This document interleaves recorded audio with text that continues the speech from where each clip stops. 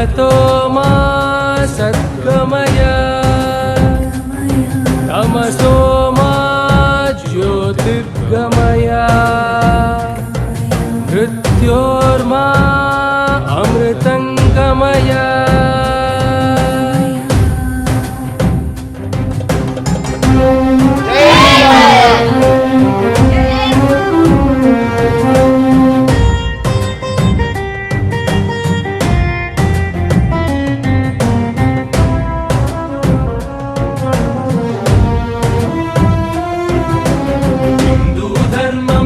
सनातनं निरुपमानमिति नित्यनूतनम् हिन्दूधर्मम् अति सनातनं निरुपमानमिति नित्यनूतनम् समता बहुळत्वालतो सुप्रतिष्ठितम् समता बहुळत्वालतो सुप्रतिष्ठितम् इति सर्वम् ईश्वरमयमनि चाटिन तत्त्वम् इति सर्वम् ईश्वरमयमनि चाटिन तत्त्वम् हिन्दूधर्मम् अति सनातनं निरुपमानमिति नित्यनूतनम्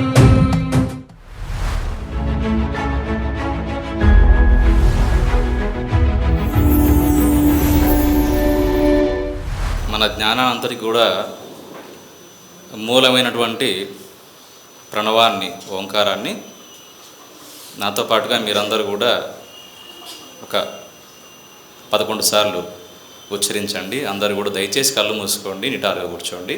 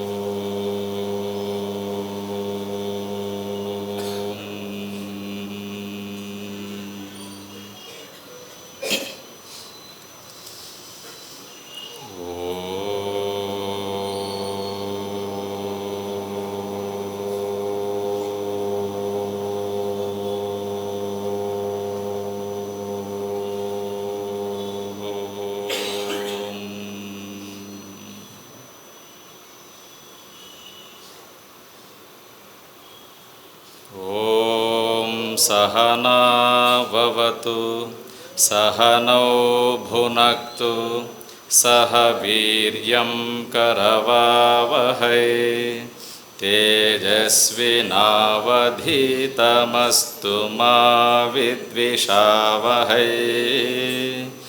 ॐ शान्ति शान्ति शान्तिः।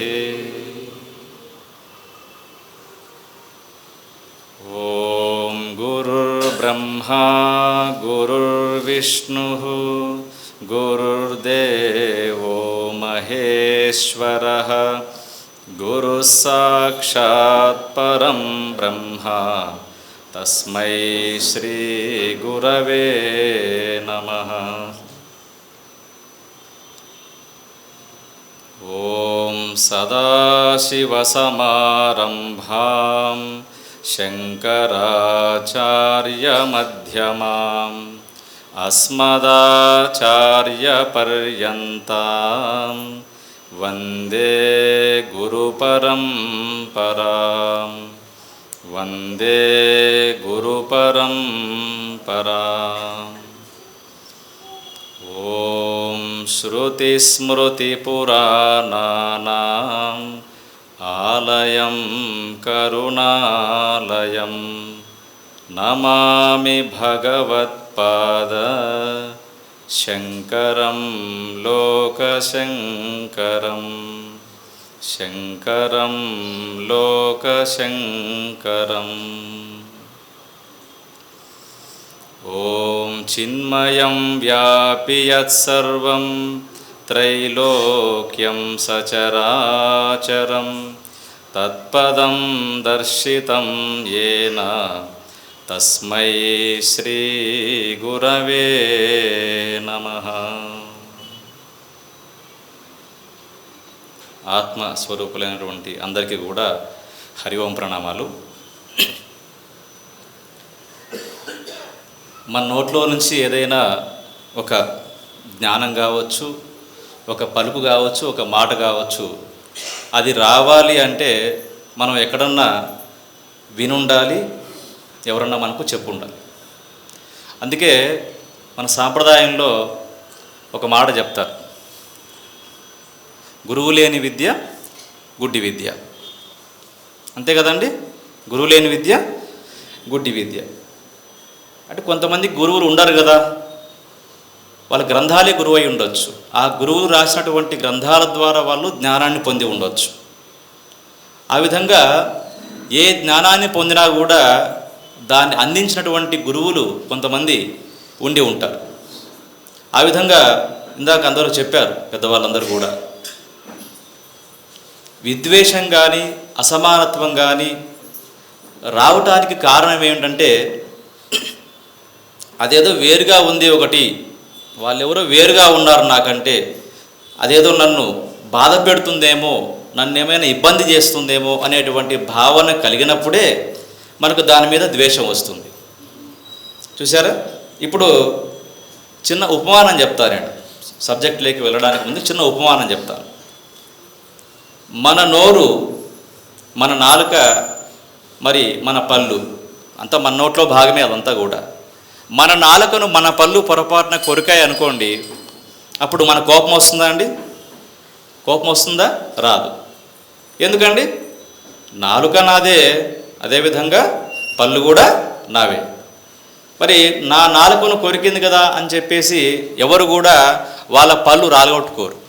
ఆ పళ్ళని దెబ్బ కొట్టరు. దాన్ని రెండు ఒకటే కాబట్టి, అంటే అది నేనే ఇది నేనే, రెండు ఒకటే. అలాగా ఎప్పుడైతే సర్వత్రా ఉన్నటువంటిది ఒకే పరమాత్మ, అందరిలో ఉన్నటువంటిది ఒకే తత్వము అని ఎప్పుడైతే తెలుసుకుంటారో అప్పుడు వాళ్ళు ద్వేషించేటువంటి అవకాశం ఉండదు. ఎప్పుడైతే వైవిధ్యము విషమత్వము కనబడుతూ ఉంటుందో అప్పుడు మాత్రమే అసమానత్వం కానీ అదేవిధంగా ద్వేషం కానీ వచ్చేటువంటి అవకాశం ఉంటుంది. కాబట్టి ఇక్కడ పరిచయవాక్యాల్లో చెప్పారు పెద్దలందరూ కూడా, అద్వైతము అన్నారు. సాధారణంగా కొంతమంది అనుకుంటారులేండి, తెలియని వాళ్ళు, అద్వైతాన్ని స్థాపించింది శంకరాచార్యుల వారు అని అనుకుంటారు.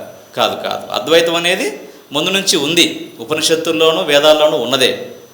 అదేవిధంగా అద్వైతాన్ని ప్రచారం చేసినటువంటి వాళ్ళల్లో శంకరాచార్యుల వారు కాకుండా అంతకుముందు కూడా చాలామంది ఉన్నారు. ఆయన ఒక్కరే కొంత ప్రముఖంగా కనిపిస్తారు మనకు. కాబట్టి ఇక్కడ ఏంటంటే అద్వైతమైనటువంటి తత్వం అనేటువంటిది ఒక మతం కాదు.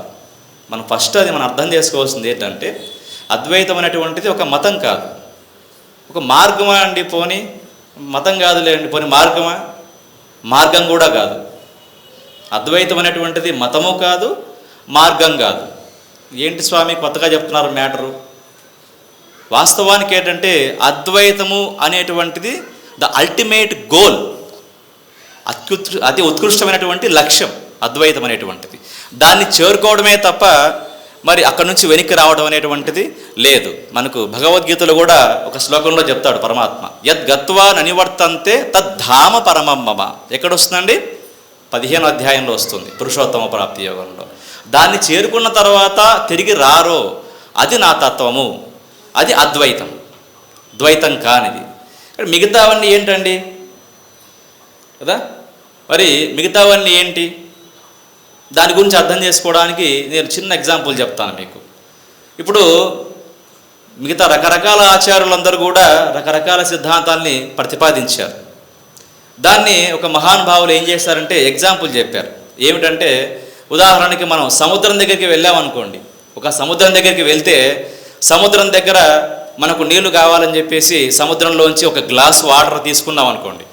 గ్లాసులోంచి మనం సముద్రంలో నీళ్ళు తీసుకున్నాము, ఆ సముద్రం నీళ్ళే గ్లాసులో ఉన్నాయి.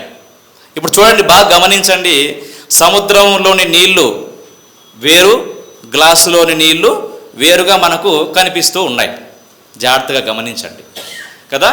సముద్రంలో నీరేమో చాలా పెద్దగా, చాలా ఎక్కువగా, చాలా గొప్పగా, ఉధృతంగా ఉరకలేస్తూ అలలతోనూ తుంపరలతోనూ ఉవ్వెత్తున ఎగసిపడేటువంటి భారీ కెరటాలతోనూ సముద్రం అనేది మన కళ్ళ ముందు ప్రత్యక్షంగా కనిపిస్తూ ఉంది.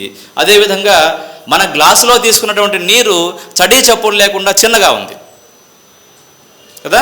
ఈ రెండు విషయాల్ని మనం గుర్తుపెట్టుకొని ముందుకెళ్తే ఆ మహానుభావుడు విశ్లేషించేటువంటి ఆ విశ్లేషణ ఏమిటంటే, అయ్యా ఈ సముద్రంలో నీళ్లు గ్లాసులో నీళ్లు ఒకటే అని చెప్పేది అద్వైతము, ఈ సముద్రంలో నీళ్ళే గ్లాసులో నీళ్లు దానికి దీనికి సంబంధం ఉంది అని చెప్పేదే విశిష్టాద్వైతము.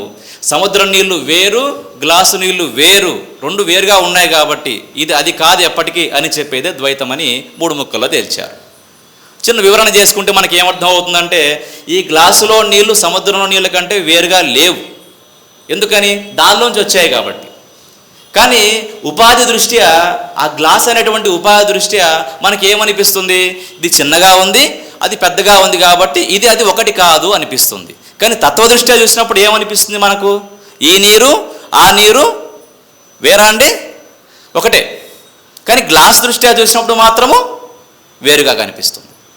అదే ద్వైతంగా చెప్తారు.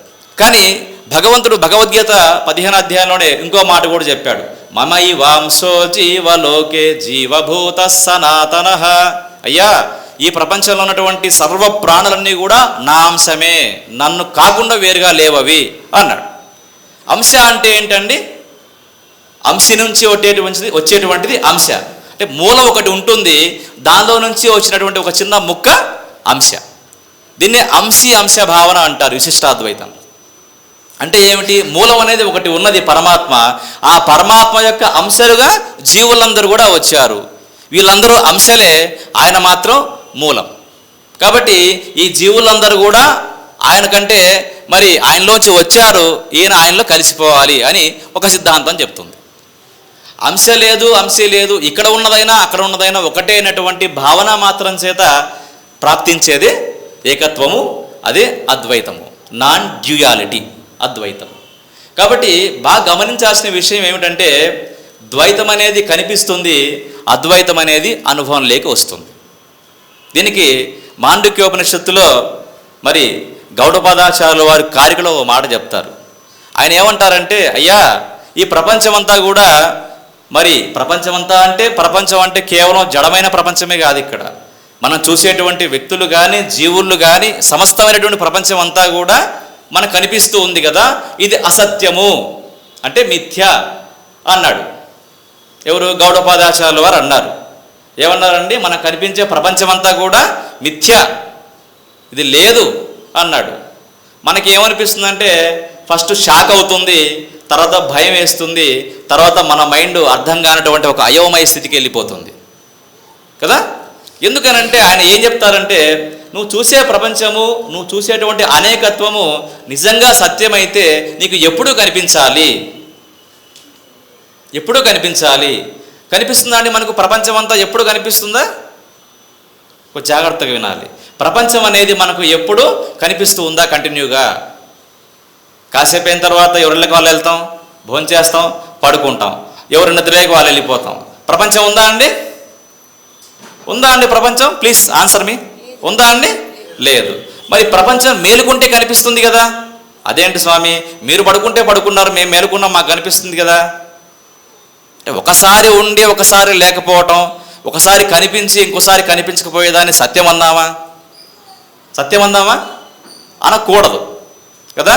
నేను చూసినప్పుడేమో పాము కనిపించిందండి, వాస్తవానికి లైట్ వేసి వస్తేనేమో తాడే ఉందండి, కానీ నేను పాము చూసా, నిజమే. ఒప్పుకుంటారండి ఎవరైనా? అర్థమైంది కదా. నేను చూసినప్పుడు పాము కనిపించిందండి, లైట్ వేసిన తర్వాత తాడు వచ్చిందండి. అది తాడుందా పాము ఉందా? నిజానికి ఏముంది? నిజానికి తాడే ఉంది అక్కడ, కానీ నేను చూసినప్పుడు పాము కనిపించింది. మరి పాము కనిపించింది కాబట్టి నిజమా? ఉన్నది నిజమా? కనిపించింది నిజమా? మీరు చెప్తే నాకు కూడా కొంచెం, మీరు వింటున్నారు, మీరు కూడా మాట్లాడుతున్నారు, అర్థం అవుతుంది. ఉన్నది నిజమా? కనిపించింది నిజమా? ఉన్నది నిజం, కనిపించింది ఆటోమేటిక్గా మనమే ఒప్పుకుంటున్నాం కనిపించింది అబద్ధం అని. పోని ఇంకో మాట కూడా తీసుకుందాం మనం. అదేంటి స్వామి మీరు ప్రపంచమంతా అబద్ధం అంటున్నారు? 10 ఏళ్ళ కిందట హైదరాబాదు, 50 ఏళ్ళ కిందట హైదరాబాదు, 100 ఏళ్ళ కిందట హైదరాబాదు, అంతకుముందు భాగ్యనగరం, ఇంకోటి ఏదో. ఇక్కడే తీసుకుందాం మనం. హైదరాబాద్లో మనం ఉన్నాం, పలానా చోట ఎక్కడో ఉన్నాం మనం. ఈ హైదరాబాదు ఎప్పుడు ఇలాగే ఉందా అండి? ఇక్కడ కొంతమంది పెద్దవాళ్ళు ఉన్నారు, వయోవృద్ధులు, జ్ఞానవృద్ధులు. మా చిన్నప్పుడు అండి ఇంత చాలా తక్కువ ఉండేది ప్రదేశము, చాలా వాల్యూ తక్కువ ఉండేది, చాలా తక్కువ జనాభా ఉండేది, చాలా తక్కువ ట్రాఫిక్ ఉండేది, చాలా తక్కువగా ఉండేది వ్యవహారం అంతా. ఇప్పుడు పెరిగిపోయింది, హైటెక్ సిటీ అయిపోయింది. భాగ్యనగరం అంటే ద గ్రేటెస్ట్ సిటీ అయిపోయింది. ఏమైందండి? అప్పటికి ఇప్పటికి ఏం జరిగింది?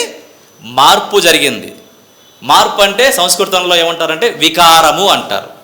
వికారం అంటే ఏంటి? మార్పు అంటే ముందు ఉన్నది తర్వాత లేకపోవటం. పోనీ ఆ విషయం చెప్తున్నటువంటి ఆ పెద్ద మనిషి కూడా అప్పుడేమో 15 ఏళ్ళ కుర్రాడు, ఇప్పుడేమో 70 ఏళ్ళ వృద్ధుడు. ఈయన మారాడు కదా. ఏం మారింది? వయసు మారింది, శరీరం మారింది, అతని జ్ఞానం మారింది, అతని యొక్క తెలివితేటలు మారాయి, అతని యొక్క శక్తులన్నీ మారిపోయాయి. అదేవిధంగా బాహ్యంగా కూడా ఈ ఎగ్జాంపుల్ మనం చెప్పుకున్నటువంటి హైదరాబాద్ కూడా మారిపోయింది. మరి మారిపోయింది నిజమా? ఉన్నది నిజమా? ఉన్నది నిజం, మారిపోయేది నిజం కాదు ఎప్పటికి కూడా. అలాగే ఈ ప్రపంచంలో నిత్య నిరంతరం మారేటువంటిదే కాదు, ప్రపంచం కూడా నిత్య నిరంతరం మారేటువంటిదే. మీకు ఇంకొక నేను ఎక్కువసార్లు సభల్లో చెప్పేటువంటి ఒక మాట చెప్తాను, కొద్దిగా వినండి, ఆలోచించాలి దాని గురించి. ఒక పిల్లాడుగా మనం తల్లి కడుపులో నుంచి అందరం కూడా పుట్టిన వాళ్ళమే. ఇక్కడ ఎవరం కూడా సీతమ్మ వారిలాగానో లేకపోతే ఇంకోరిలాగానో యజ్ఞంలోంచి పుట్టిన వాళ్ళం అయితే కాదు, అందరం కూడా తల్లి గర్భంలోంచి వచ్చిన వాళ్ళమే. తల్లి గర్భంలోంచి రాగానే ఎంత ఉంటారు మహా అంటే ఒక అరచేతిలో పట్టేటువంటి ఒక చిన్న పసి బిడ్డ అలా ఉంటుంది మన శరీరం. అప్పుడు ఏమండి? అప్పుడు మనకి ఏమైనా తెలుసా? ఏం తెలుసండి? మనకేమైనా తెలుసా? తెలియదు. ఎందుకని? మన బుద్ధి వికసించలేదు, మనస్సు వికసించలేదు, ఇంద్రియాలు కూడా వికసించలేదు, శరీరం కూడా చాలా చిన్నగా ఉంది. పుట్టింది జస్ట్ అప్పుడు అలా జస్ట్ బోర్న్ బేబీ అంటారు కదా, అలా పుట్టింది. కొంతకాలం పెరుగుతూ ఉన్న క్రమంలో ఒక 3-4 సంవత్సరాల వయసు వచ్చేటప్పటికల్లా వాడికి ఏమర్థం అవుతుంది, వాడు లేదా పాప ఏదో ఒకటి తీసుకోండి, జెండర్తో పని లేదు ఇక్కడ. వాడికి కొన్ని పరిచయాలు, కొంత వ్యాపకత్వం పెరుగుతుంది, కొంత మైండ్ అనేది వికసిస్తుంది. వాడున్నాడు ఎప్పుడూ కూడా, వాడికి ముందు మైండ్ వికసించలేదు, తర్వాత వికసించింది. అప్పుడు ఏమంటాడు, మా అమ్మ, మా నాన్న వగైరా వగైరా, మా ఇల్లు, మా కారు, మా వగైరా, ఇవన్నీ తన యొక్క మనసులో పెరిగినటువంటి మనసులో రిజిస్ట్రేషన్ చేసుకుంటాడు. అంటే అతని యొక్క జ్ఞానం అనేది కొంచెం పెరిగింది. ఎన్నేళ్ళ వయసు? ఒక 5 ఏళ్ల వయసు తీసుకోండి. కొన్నాళ్ళు అయిన తర్వాత ఒక 10 ఏళ్ల వయసుకు వచ్చాడు అదే పిల్లాడు. 10 ఏళ్ల వయసుకు వచ్చిన తర్వాత వాడు అమ్మ, నాన్న, అత్త, మామ ఇలాంటి బంధాలే కాకుండా స్కూల్ అంటాడు, ఫలానా ఊరు అంటాడు, నా ఫ్రెండ్సు, నా సర్కిలు, నా టీచర్లు వగైరా వగైరా, వాడి జ్ఞానం పెరుగుతూ వచ్చింది. కానీ అదేవిధంగా శరీరం కూడా పెరిగింది. శరీరం కూడా 5 ఏళ్ల పిల్లాడి శరీరం ఒకటి కాదు, 10 ఏళ్ల పిల్లాడి శరీరం ఒకటి కాదు. ఒకటే అండి? కాదు. గమనించండి. కాబట్టి ఇలా పెరుగుతున్న క్రమంలో 20 ఏళ్ల వయసు వచ్చింది. ఇప్పుడు పిల్లాడు అంటారా వాడిని? పిల్లాడు అనరు వాడిని. ఏమంటారండి? Young man. ఏమంటారు? యువకుడు. ఇప్పుడు వాడి యొక్క పరిధి మారిపోయింది.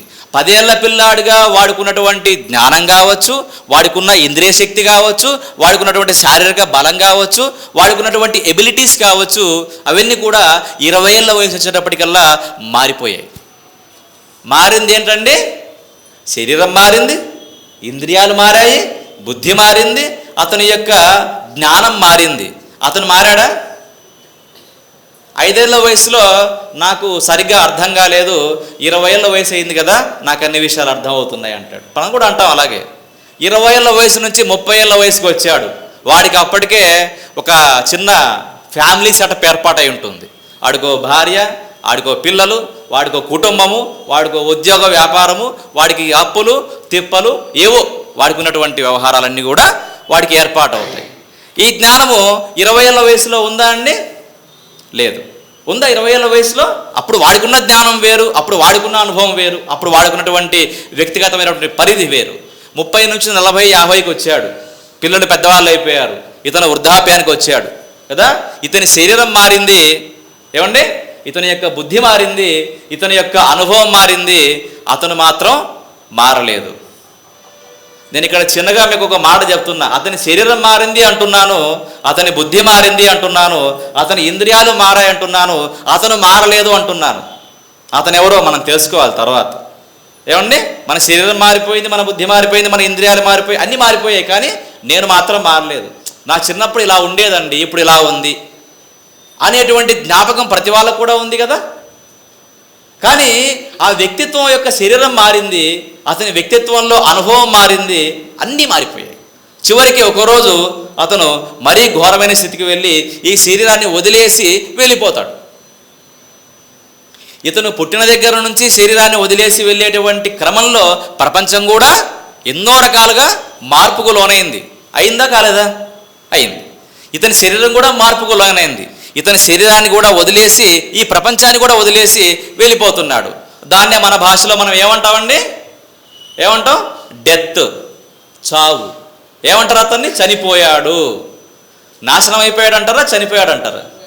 చనిపోయాడు అంటారు కదా. ఎవరు నాశనం అయిపోయాడు అనరు. నాశనం అయిపోయాడు అంటే వాడికి ఏదో కోపం వస్తే అంటాడు. నిజంగా ఎవడు నాశనం కాడు ఇక్కడ కదా. అందుకే 2వ అధ్యాయంలో ఏం చెప్పాడు ఆయన? అవినాశితు తద్విద్ధి. ఈ ప్రపంచంలో ఎవ్వరు కూడా చనిపోరు, ఎవ్వరు కూడా నాశనం గారు. గుర్తుపెట్టుకోండి. అయ్యో నేను ముసలాన్ని అయిపోతున్నా, నేను చచ్చిపోతానేమో అనుకునే వాళ్ళు, ఆ భయం ఉన్న వాళ్ళు కొంచెం ఆలోచించండి. మీకు చావు లేదు. వయం సర్వే అమృతస్య పుత్రాహ. చనిపోతావని చెప్పట్లేదు వేదంలో. వయం సర్వే అమృతస్య పుత్రాహ.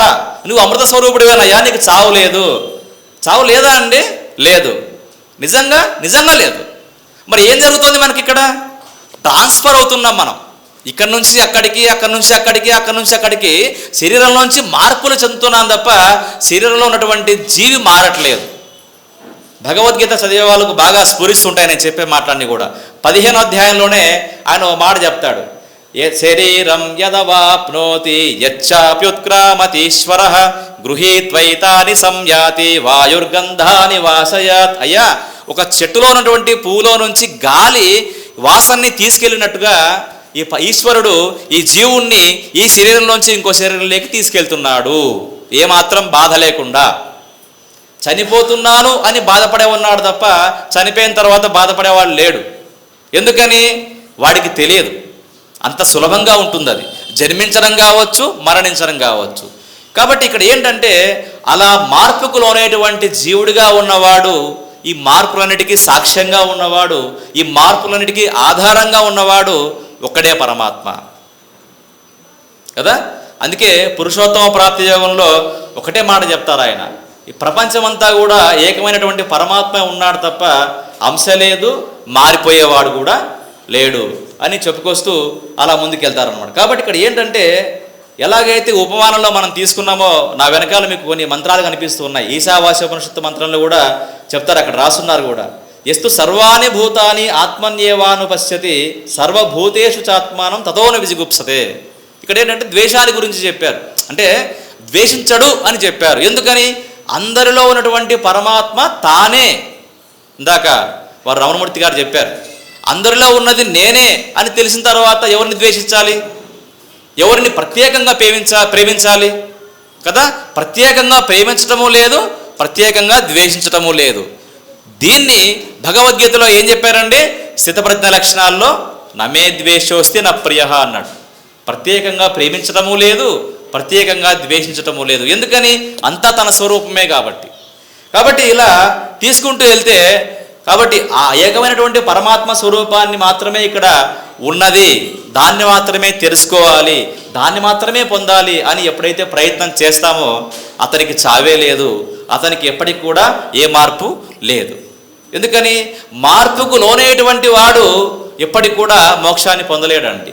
మారని తత్వంగా తనను తాను తెలుసుకున్నవాడే నిజమైనటువంటి బ్రహ్మజ్ఞానం అవుతాడు. బ్రహ్మజ్ఞానం పొందినవాడే అద్వైతి, బ్రహ్మజ్ఞానం లేనివాడు అద్వైతి కాదు కదా. ఆయన ఎవరో వేరుగా ఉన్నాడు, నేనెవరో వేరుగా ఉన్నాను, ఆయన ఎక్కడో ఉంటాడు, నేను ఇక్కడే ఉంటాను, నా కర్మేంటి ఇట్టాగుంది, ఆయన ఏమో అలా చేస్తున్నాడు ఏంటి, అయ్యా నా కష్టాలు ఎప్పుడు పోతాయి, ఇవన్నీ కంప్లైంట్లు ఉండవు అప్పుడు. చూసారా? పైకి మనం దేవాలయానికో ఎక్కడికో వెళ్ళామనుకోండి, చాలామంది వెళ్ళేవాళ్ళు వాళ్ళ కష్టాలు తీర్చమని వెళ్తారు. ఈ కష్టాలకు మూలమైన అజ్ఞానాన్ని తీసేమని ఎవరు చెప్పరు. దాన్ని కోరుకోవాలి నిజంగా మనం. నాకు శాశ్వతంగా దొరికేది కావాలి అని కోరుకోవాలి. డబ్బులు వెళ్ళిపోతాయి, కష్టాలు వస్తాయి, మళ్ళీ పోతాయి, మళ్ళీ రావడానికి గ్యారంటీ లేదు కదా. విద్య వస్తుంది, తర్వాత ఉద్యోగం రావాలి, తర్వాత ఇంకోటి రావాలి. ఇవన్నీ చిల్లర కోరికలు, చిన్న చిన్న కోరికలు. అసలైన కోరిక ఏమిటి తెలుసా? నువ్వెవరో నాకు తెలియజేయి, నీలో నేను కలిసిపోయేటట్టుగా ఆ జ్ఞానాన్ని ప్రసాదించు. ఇటువంటి జ్ఞానాన్ని, ఇటువంటి కోరికను కోరుకున్నప్పుడే ఆ మనిషి పరమానందాన్ని పొందుతాడు. కానీ మిగతా ఏమన్నా కోరుకోండి, అది ఫుల్ స్టాప్ ఉండదు, కామానే ఉంటుంది అక్కడ. అటువంటి ఆ ఆసక్తి రావడానికే మన శంకరాచార్య లాంటి మహాత్ములందరూ కూడా ఏం చెప్పారంటే 4 లక్షణాలు ఉండాలయ్యా మనలో అని చెప్పారు. ఖచ్చితంగా మనందరం కూడా తెలుసుకోవాల్సిన విషయాలు ఇవన్నీ కూడా. ఎందుకనంటే మనం 10th క్లాస్ పాస్ కాకుండా ఇంటర్మీడియట్లో జాయిన్ కాలేదు, మనం చేరలేనట్టుగా, అంటే దానిలో చేరడానికి అర్హత లేనట్టుగా ఈ జ్ఞానాన్ని పొందాలి, ఈ సాధన చేయాలి అంటే తప్పకుండా 4 లక్షణాలు ఉండాలని చెప్పేసి ఆచార్యుల వారు ప్రతి గ్రంథంలో కూడా చెప్పారు. అందులో మొట్టమొదటి లక్షణం ఏమిటంటే, మీరు పెన్నులు ఉన్న వాళ్ళు రాసుకోండి కదా, వివేకము. మొట్టమొదటి లక్షణం ఏమిటంటే ఖచ్చితంగా ప్రతి మనిషి కూడా వివేకం ఉండాలి. ఏ వివేకం అండి కదా? ఏదైతే మనం ఇది నశించిపోతుంది, ఏదైతే శాశ్వతంగా ఉంటుంది అనేటువంటి విచక్షణ ప్రతి మనిషి కూడా సంపాదించాలి. శంకరాచార్యుల వారు వివేకం అంటే ఏం చెప్పారంటే, అశాశ్వతమైనటువంటి వస్తువుల పట్ల వ్యతిరేక భావన, అంటే వాటి పట్ల ఏహ్య భావన, శాశ్వతమైనటువంటి పరమాత్మ పట్ల ఆసక్తి, భగవంతుని పట్ల ఆసక్తి, మిగతా వాటి పట్ల ఆసక్తి కాదు. అంటే అర్జెంటుగా అన్నీ వదిలేయమంటారా స్వామి? వదిలేయక్కర్లేదు, వదిలేయని అవసరం లేదు. ఈ వస్త్రం ఇప్పుడు వేసుకున్నానండి నేను, నెల తర్వాత 2 నెలల తర్వాత చిరిగిపోతుంది, ఆ చిరిగిపోతుంది కదా అని చెప్పేసి ఇప్పుడైనా తీసేయట్లేదు కదా, ఇప్పుడు వేసుకుంటున్నా కదా. కానీ ఇది వేసుకున్నప్పటికి కూడా ఇది నిజంగా శాశ్వతంగా నాతో పాటు ఉండదని గుర్తించుకుంటే చాలు. ప్రపంచంలోనే మనం ఉండాలి, ప్రపంచం మనలో ఉండకూడదు కదా. అంటే ఏంటంటే మన షాపింగ్కి వెళ్ళే వాళ్ళందరికీ బాగా అలవాటు ఏంటంటే, ఆ సెలక్షన్ వాడు చేపవాడు ఏం చేస్తాడు, 100 రకాల వస్తువులు పెడతాడు. పెట్టి అమ్మా ఇది 500 రూపాయలు, ఇది 1 year వారంటీ ఉంటుంది మీకు, ఇది 100 రూపాయలే, ఎప్పుడు వెళ్ళిపోతుందో మాకు తెలియదు అన్నాం అనుకోండి, మనం ఏం చేస్తాం, గ్యారెంటీ ఉన్నదాన్ని తీసుకుంటాం, డబ్బులు ఎక్కువైనా పర్లేదు. ఎందుకని, నాకు ఎక్కువ కాలం ఉండేది కావాలి. ఇప్పుడే పోతుందంటే ఏం లాభం వస్తుంది మనకు తీసుకొని కదా. ఆ విచక్షణ తప్పకుండా మనం ఉపయోగిస్తాం. అలాగే భగవంతుని విషయంలో, ప్రపంచ విషయంలో నేను నిజంగా ఏం కోరుకోవాలి, దేన్ని కోరుకుంటే నేను అసలైనటువంటి శాశ్వత తత్వాన్ని పొందుతాను అనేటువంటి విచక్షణ ప్రతి మనిషికి కూడా ఉండాలి. దాన్నే ఆధ్యాత్మిక పరిభాషలో వివేకం అన్నారు. వివేకవంతుడండి వాడు అంటారు. ఎవరిని, ఏదన్నా గొప్ప పని చేసిన వాడిని చాలా వివేకంతో చేశాడు అంటారు. ఏంటి వివేకంతో చేయడం అంటే, నష్టాన్ని పొందకుండా ఫలితాన్ని పొందేదాన్ని ఎవరైతే సాధించాడో వాడు వివేకవంతుడు. నష్టాన్ని పొందే పని చేస్తే వాడు వివేకవంతుడు ఎలా అవుతాడు, వాడు అవివేక అవుతాడు కదా. Swami Vivekananda the great person. చాలామంది అవివేకానందులాగానే ఉన్నాం మనం. వివేకాన్ని పొందాలి. ఆ వివేకం తర్వాత ఇంకో లక్షణం చెప్పారు మహాత్ముడు కదా, వైరాగ్యము. వైరాగ్యము. చాలామంది ఈ మాటనగానే భయపడతారు. వైరాగ్యం అంటే భయం వస్తుంది మనకు ఫస్ట్. వైరాగ్యం అంటే ఏంటి, దేని మీద ఆసక్తి లేకుండా అన్నీ వదిలేసి అదేదో పొలోమని ఈ ప్రపంచం అంతా ఏదో అన్నట్టుగా ఏహిభావనతో అలా ఉండటం కాదు వైరాగ్యం అంటే. వైరాగ్యం అంటే ఏమిటి తెలుసా అండి, ఏదైతే మనకు పరిమితమైనటువంటి సుఖాన్ని ఇస్తాయో, పరిమితమైనటువంటి ఆనందాన్ని ఇచ్చి ఎక్కువ దుఃఖాన్ని కలిగిస్తాయో వాటిని వదిలేయటం. ఏమండి, మీరు రోజు తీయగా ఉండేటువంటి కాఫీ తాగారనుకోండి మీకు షుగర్ వస్తుందండి అని చెప్పారు. ఎక్కువ కాఫీ మీరు తాగారనుకోండి మీకు షుగర్ వస్తుందని చెప్పారు. మనం దాన్ని మానేస్తామా లేదా? పెద్దవాళ్ళందరికీ చాలామంది తెలుసు. ఇక్కడ మీరు ఎక్కువ ఉన్న షుగర్ ఉన్న కాఫీ తాగితే మీకు రోగం వస్తుందండి, మీరు తాకండి అని చెప్పారనుకోండి డాక్టర్ గారు, మనం మానేస్తామా లేదా? చాలా జాగ్రత్తగా ఉంటాం. ఎందుకని, నేను ఎక్కువ కాలం ఆరోగ్యంగా జీవించాలంటే దీన్ని ఖచ్చితంగా నేను మానేయాలి. దాన్ని ఏమంటారు తెలుసా అండి, వైరాగ్యమే అంటారు. సింపుల్ అంతే, వైరాగ్యమే. అంటే మనకు నష్టాన్ని కలిగిస్తూ చిన్న చిన్న సుఖాలనిచ్చు నష్టాన్ని కలిగించేటువంటిది ఏదైతే ఉన్నదో దాన్ని వదిలేయటమే వైరాగ్యం. వివేకానికి వైరాగ్యానికి పెద్దగా తేడా ఉండదు, కొంచెం అంతే, కొద్దిగా దగ్గర సంబంధం ఉంటుంది. అలాగే శమాధి షట్క సంపత్తి అన్నారు. శమము, దమము, ఉపరమము, తితిక్ష, శ్రద్ధ, సమాధానం, 6 లక్షణాలు. శమం అంటే ఏమిటట, మన మనస్సుని ఎప్పుడు కూడా శాంతంగా పెట్టుకోవాలి.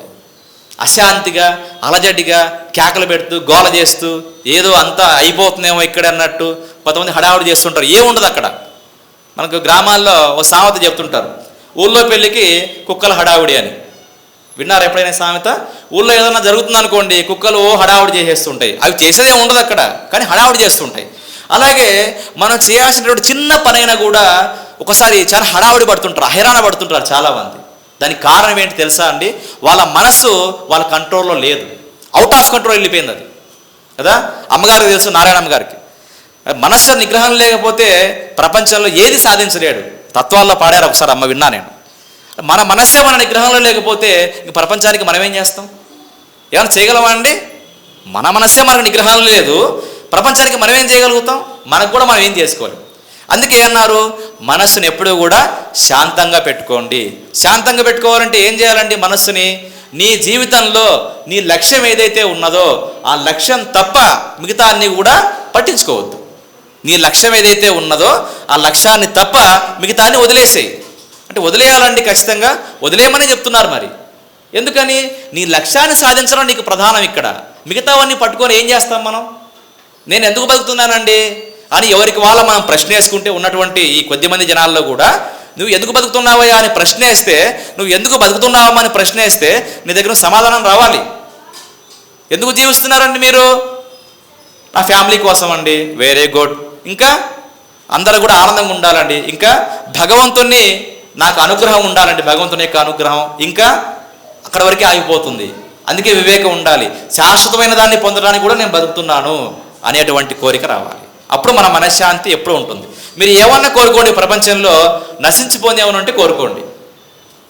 నచికేతుల వారు అదే అంటారు, మనకు కఠోపనిషత్తులో వస్తుంది. ఆ యమధర్మరాజు వరాలు ఇచ్చి నువ్వు ఏమైనా కోరుకోవయా నీకు ఇస్తా అంటాడు. అంటే ఆయన ఒకటే మాట చెప్తాడు, నశించిపోయావని నాకెందుకు ఇస్తావు నాయన, నాకేం అవసరం లేదు, ఏదైతే నశించకుండా ఉంటుందో తత్వము, పరమాత్మ తత్వము, దాని గురించి నాకు చెప్పు అంటాడు. అదే కఠోపనిషత్తు. కఠోపనిషత్తు గురించి చాలామందికి తెలిసే ఉంటుంది ఇక్కడ వాళ్ళందరికీ కూడా. కాబట్టి నశించిన దాన్ని మనం కోరుకున్నప్పుడు మనం కూడా స్థిరంగా ఉంటాం. ఇవాళ మీకు 10,000 డబ్బులు ఇచ్చామండి, రేపటికల్లా మీ దగ్గర నుంచి లాక్కుంటామండి అంటే మనకు ఆనందంగా ఉంటుందా? ఉండదు. ఎందుకని? రేపు వెళ్ళిపోయే దాని గురించి ఈరోజు ఆనందం ఎందుకు ఉంటుంది మనకు? నా దగ్గర ఉంటుందంటే నాకు ఆనందం. అదే మనస్సును నిగ్రహంలో పెట్టుకోవటం. కాబట్టి నాశనం లేని దాన్ని కోరుకుంటే మనస్సు నిగ్రహంలో ఉంటుంది. దమము అన్నారు. తర్వాత శమం, తర్వాత దమం. దమం అంటే ఏంటి? ఇంద్రియాలను నిగ్రహించుకోవటం. ఇంద్రియాలని నిగ్రహించటం. ఏ విధంగా నిగ్రహించాలండి? మనకు కళ్ళు ఉన్నాయి, చెవులు ఉన్నాయి, ముక్కు ఉంది, నాలుక ఉంది, చర్మం ఉంది. పంచ జ్ఞానేంద్రియాలు గుర్తుపెట్టుకోండి. మనకు ఉండే ఇంద్రియాలు జ్ఞానాన్ని ఇచ్చేటువంటి ఇంద్రియాలు ఏదో ఉన్నాయి. కొంతమందికి తెలిసి ఉండొచ్చు, చాలామందికి తెలిసి ఉండకపోవచ్చు. మళ్ళొకసారి చెప్తున్నా, మనకు కళ్ళ ద్వారా జ్ఞానం వస్తుంది, చెవుల ద్వారా జ్ఞానం వస్తుంది, అదేవిధంగా ముక్కు ద్వారా జ్ఞానం వస్తుంది, నాలుక ద్వారా జ్ఞానం వస్తుంది, చర్మం ద్వారా కూడా జ్ఞానం వస్తుంది. ఏ విధంగా? ఎక్స్ప్లెనేషన్ అక్కర్లేదు, తెలుసు. కళ్ళ ద్వారా చూస్తాం, చెవుల ద్వారా వింటాం, ముక్కు ద్వారా వాసన చూస్తాం, మంచి వాసన, చెడు వాసన. చర్మం ద్వారా మరి స్పర్శ జ్ఞానం కలుగుతుంది, నాలుక ద్వారా రుచి జ్ఞానం కలుగుతుంది. ఈ 5 ఇంద్రియాలు తప్ప మనకు వేరే జ్ఞానం ఎక్కడా లేదు. ఈ 5 ఇంద్రియాల ద్వారానే మనకు జ్ఞానం వస్తుంది, మిగతా ఏ విధంగా రాదు, బాహ్యం నుంచి వచ్చేటువంటిది. కాబట్టి ఈ 5 ఇంద్రియాల ద్వారా వచ్చేటువంటి జ్ఞానాన్ని బట్టే మన మనస్సు అనేటువంటిది శాంతంగానూ ఉంటుంది, అలజడితోనూ ఉంటుంది. జాగ్రత్తగా వినండి అమ్మా, మళ్ళీ చెప్తున్నాను, పెద్దవాళ్ళందరూ కూడా జాగ్రత్తగా వినండి. మన 5 ఇంద్రియాల ద్వారా మనం ఏ విషయాన్నైతే చూస్తామో, ఏ విషయాన్నైతే వింటామో, ఏ విషయాన్నైతే రుచి చూస్తామో, ఏ విషయాన్నైతే తాకుతామో, ఏ విషయాన్నైతే వాసన పీలుస్తామో, దీన్ని బట్టే మన మనస్సు ఆనందంగా ఉంటుందా, హడావిడిగా దుఃఖంగా ఉంటుందని తెలుస్తుంది. ఇక్కడ ఆధ్యాత్మిక ఉపన్యాసం జరుగుతుంది, స్వామీజీ వారు మాట్లాడుతున్నారండి. ఆధ్యాత్మిక విషయాలే మన మైండ్లో తిరుగుతూ ఉంటాయి ఈ కాసేపైనా. తర్వాత ఈ విన్నంతసేపు మనశ్శాంతిగా ఉంటుంది, తర్వాత మళ్ళీ వేరే విషయం రానంత వరకు మన మనశ్శాంతిగానే ఉంటాం. ఆ విషయం ఏదై ఉన్నదో దాన్ని బట్టి మన మనసు మళ్ళీ మారిపోతుంది. కాబట్టి ఇంద్రియాలు కూడా అవసరమైన చోటికే వెళ్ళాలి, అవసరం లేని చోటికి పంపించకూడదు. కఠోపనిషత్తులో మాట చెప్తారు, ఇంద్రియాని హయాన్యాహు విషయాంస్తేచు గోచరం అంటారు. ఇంద్రియాలు అనేటువంటివి గుర్రాలు, ఆ ఇంద్రియాలు వెళ్ళేటువంటి మార్గాలు ఏవైతే ఉన్నాయో అవి విషయాలట.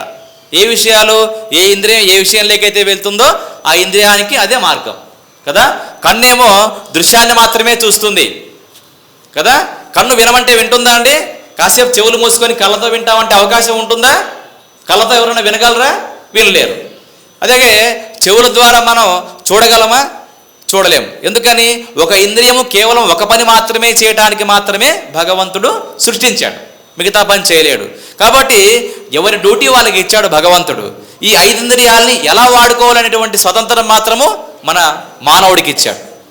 ఇంద్రియాల ద్వారా మనం విక్షేపానికి గురి కావాలన్నా, ఇంద్రియాల ద్వారా ఉద్ధరింపబడాలన్నా అనేది కేవలం ఎవరి చేతిలో ఉందండి? మన చేతుల్లోనే ఉంది. శమం తర్వాత దమం చెప్పారు, దమం తర్వాత ఉపరమం చెప్పారు. ఇంద్రియాలు అదేవిధంగా మనసు ఎప్పుడైతే శాంతంగా ఉంటుందో ఆ శాంతంగా ఉన్నటువంటి స్థితినే ఉపరామము అన్నారు కదా. బాహ్యంగా వెంపర్లాట లేకుండా ఎప్పుడు కూడా స్థిరమైనటువంటి ప్రజ్ఞ కలిగి ఉన్నప్పుడు ఆటోమేటిక్గా ఉపరమం అనేది వస్తుంది. ఉపరమం తర్వాత ఏమొస్తుందట? తితిక్ష అనేటువంటిది వస్తుంది, ఓపిక. ఎవరైతే షార్ట్ టెంపర్గా ఉంటారో, ఎక్కువ ఎగ్జైట్మెంట్తో ఉంటారో, ఎక్కువ యాంగ్జైటీతో ఉంటారో వాళ్ళకి ఎప్పటికి కూడా ఓపిక ఉండదండి. మీరు గమనించండి, ఓపికగా ఉన్నవాడే, శాంతంగా ఉన్నవాడే, మౌనంగా ఉన్నవాడే, ఎక్కువ విచక్షణా శక్తిని ఉపయోగించేవాడే ఈ ప్రపంచంలో ఏదైనా సాధిస్తాడు. కానీ ఎప్పుడు హైరాణ పడేవాడు ఏమి సాధించలేడు కదా, గుర్తుపెట్టుకోవాలి. కాబట్టి ఉపరమం తర్వాత వచ్చేటువంటి తితిక్ష, తితిక్ష తర్వాతనే మనకు ఏ విషయంలో అయినా సరే శ్రద్ధ కలుగుతుంది. శ్రద్ధ అనే మాట మనం వింటూ ఉంటాం. ఋగ్వేదంలో కూడా శ్రద్ధ సంబంధించిన సూక్తాలు కూడా ఉన్నాయి, మన శ్రద్ధను ఎలా డెవలప్ చేసుకోవాలనేది. శ్రద్ధ అంటే ఏంటి తెలుసా అండి? మహాత్ములైనటువంటి గురువులు చెప్పిన మాటల్ని, శాస్త్రాలు, భగవద్గీత లాంటి శాస్త్రాలు చెప్పినటువంటి మాటలు ఏవైతే ఉన్నాయో ఆ మాటల పట్ల నిజమైనటువంటి విశ్వాసాన్ని కలిగి ఉండటమే శ్రద్ధ. ఎందుకని? ఇప్పుడు చూడండి, మనకు గ్రహణం వస్తుందని చెప్పారు, నమ్ముతాం. ఎందుకని? మనకు తర్వాత వస్తుంది తెలుస్తుంది కాబట్టి. అలాగే వేదాల్లో, వేదాంతాల్లో, ఉపనిషత్తుల్లో ఒక వాక్యాలు చెప్పారు, అయ్యా తత్వమసి అని చెప్పారు. తత్వమసి అని చెప్పారు. ఏమిటంటే దాని అర్థం? నువ్వు సాక్షాత్తు పరమాత్మ స్వరూపుడివే అని చెప్పారు. ఏం చెప్పారండి? నువ్వు సాక్షాత్తు పరమాత్మ స్వరూపుడివే అని చెప్పారు. మనకేమో నమ్మకం కలగట్లేదు, మనకేమో అర్థం కావట్లేదు, మనకేమో ఆ జ్ఞానం ఏంటో తెలియట్లేదు. కానీ అదైతే నమ్మాలి. ఎందుకు? మనకు తెలియకపోవచ్చు, కానీ నమ్మాలి. నమ్మిన తర్వాత ప్రయత్నం చేస్తే దాని అనుభవం అనేది మనకు వస్తుంది. ఇప్పుడు చూడండి, స్కూల్కి వెళ్ళే పిల్లలందరూ కూడా తెలిసిన దాన్ని చదువుకోవడానికి వెళ్తున్నారా, తెలియని దాన్ని చదువుకోవడానికి వెళ్తున్నారా? ఏమండి? తెలియని దాన్ని చదువుకోవడానికి వెళ్తున్నారా, తెలిసిన దాన్ని చదువుకోనికి వెళ్తున్నారా? తెలియని దాన్ని నేర్చుకోనికే వెళ్తున్నారు. వీళ్ళకి నిజంగా తెలుసా? తెలియదు. గురువు గారు, టీచర్ గారు చెప్పింది విని దాన్ని అభ్యాసం చేసి తర్వాత వాళ్ళు ఏమవుతారు? విద్యావంతులు అవుతారు. ముందేమో అవిద్యావంతులే. అలాగే బ్రహ్మ విద్య దగ్గరికి వచ్చేటప్పటికి కూడా మనకు ఏమి తెలియకపోయినా కూడా ముందు శ్రద్ధగా వెళ్ళి కూర్చుంటే వాళ్ళు చెబుతూ ఉంటే వింటూ ఉంటే మనకు అర్థమవుతూ వస్తుంది. ఆ శ్రద్ధ లేదనుకోండి, వాళ్ళు ఏం చెప్పినా మనకు అర్థం కాదు కదా. తత్వమసి అని చెప్పిన అర్థం కాదు, సాక్షాత్తు పరమాత్మను తీసుకొచ్చి చూపించినా కూడా మనకు అర్థం కాదు, నువ్వు పరమాత్మ కాదు అంటాం. కాబట్టి శ్రద్ధ. చివరిది ఏంటి తెలుసా అండి? సమాధానం. సమాధానం అంటే మన తెలుగు భాషలో ఒక ప్రశ్నకు సమాధానం అనుకుంటాం, కానీ సంస్కృతంలో సమాధానం అంటే ఏంటి తెలుసా అండి? చిత్తం యొక్క ఒక దాని మీద నిలబడిపోవటం.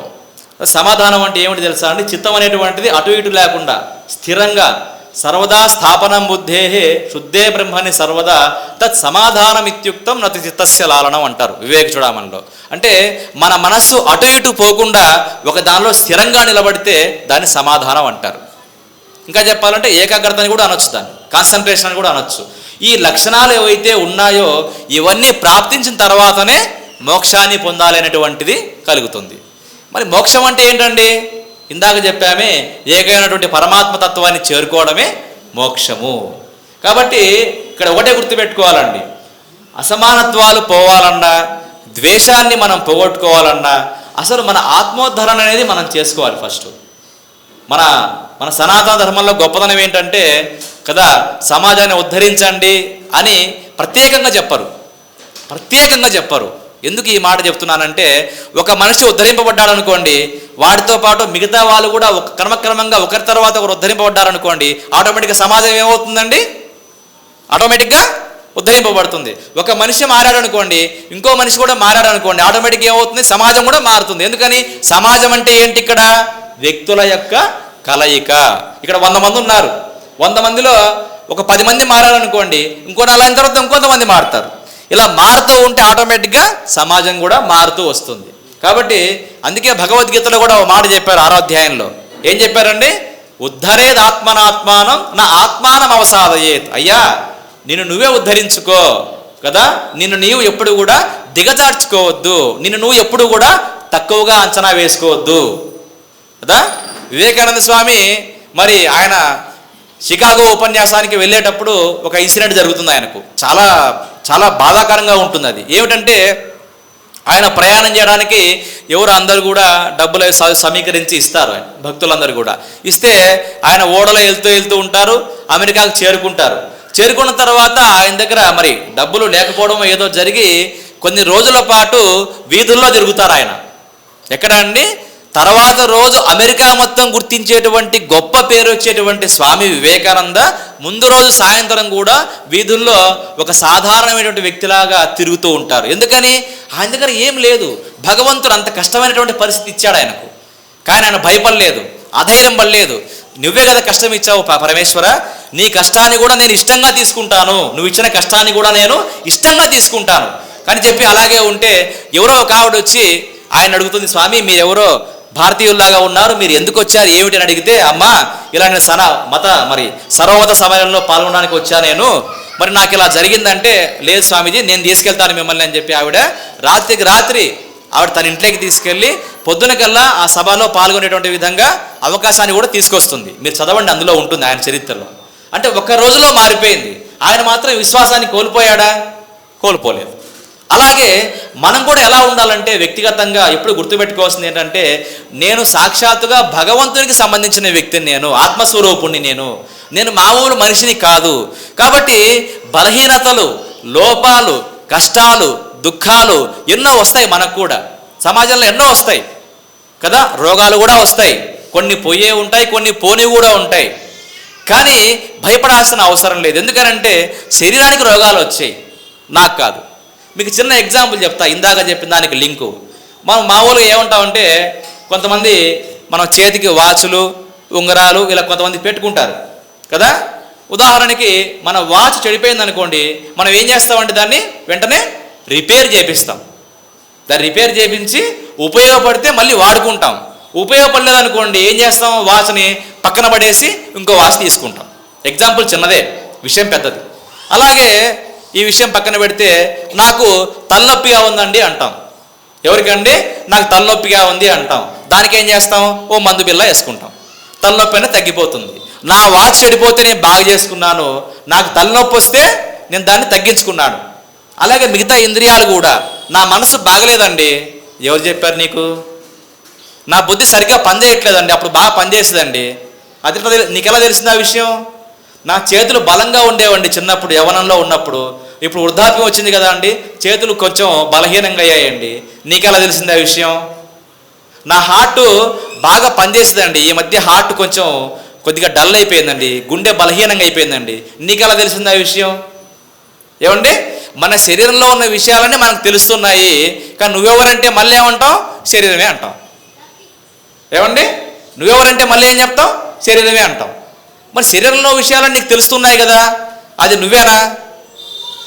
మళ్ళీ నేనే అంటాం అక్కడ.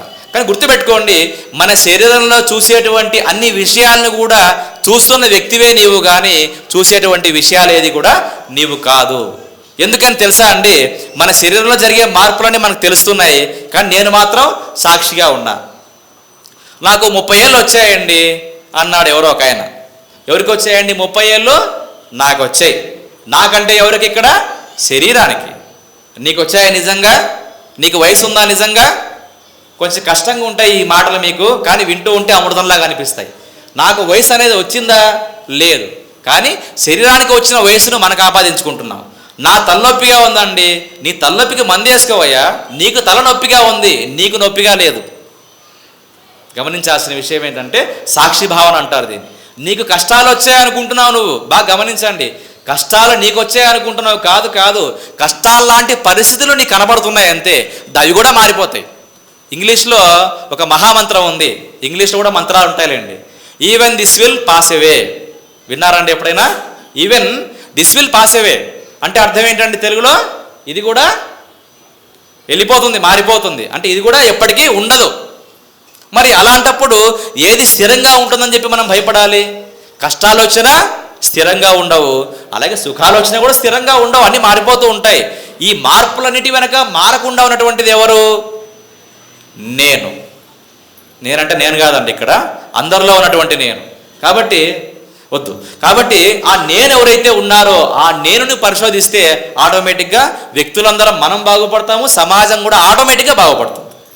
దానికే శంకరాచార్య వారు ఏం చెప్పారంటే ఆత్మబోధ అనే గ్రంథంలో ఒక మాట చెప్పారు. ఆయన ఏం చెప్పారు తెలుసా? బోధోన్య సాధనేభ్యో హి సాక్షాన్ మోక్షైక సాధనం పాకస్య వన్హివ జ్ఞానం వినా మోక్షో న సిద్ధ్యతి. ఒక ఉపమానం చెప్పారు. ఆచార్యుల వారు ఎంత గొప్ప మహాగురువులు అంటే ఉపమానం లేకుండా ఏ విషయాన్ని చెప్పరండి. ఎందుకనంటే మనకు విషయం అర్థం కావాలంటే ఎగ్జాంపుల్ చెప్తే ఈజీగా అర్థం అవుతుంది మనకు. అది టీచింగ్లో ఒక టెక్నిక్ అన్నమాట. ఆయన ఏమంటారంటే, ఒక ఆవిడ వంట చేయాలనుకుందట. వంట చేయాలనుకొని బియ్యము, పప్పులు, ఉప్పులు, కూరగాయలన్నీ తెచ్చిపెట్టుకుని రెడీగా పెట్టుకుందట. పాత్ర పైన పెట్టేసిందట. She waiting for food. ఆమె వంట తయారవుతుందని వెయిట్ చేస్తుందట. ఎంతకీ వంట కావట్లేదట. అది ఏం చేయాలండి ఆవిడ? ఇప్పుడు ఏం చేయలేదు ఆవిడ, నిజానికి అన్నీ పెట్టేసింది ఆవిడ, కానీ కింద ఏం చేయాలి? ఇందాక మనం దీపాన్ని వెలిగించాం. ఎందుకని? బయట ముందు వెలిగించుకుంటే తర్వాత లోపల వెలిగించుకోవాలి కాబట్టి. కాబట్టి కింద నిప్పు వెలిగిస్తే కానీ ఆ వంట తయారు కాదు.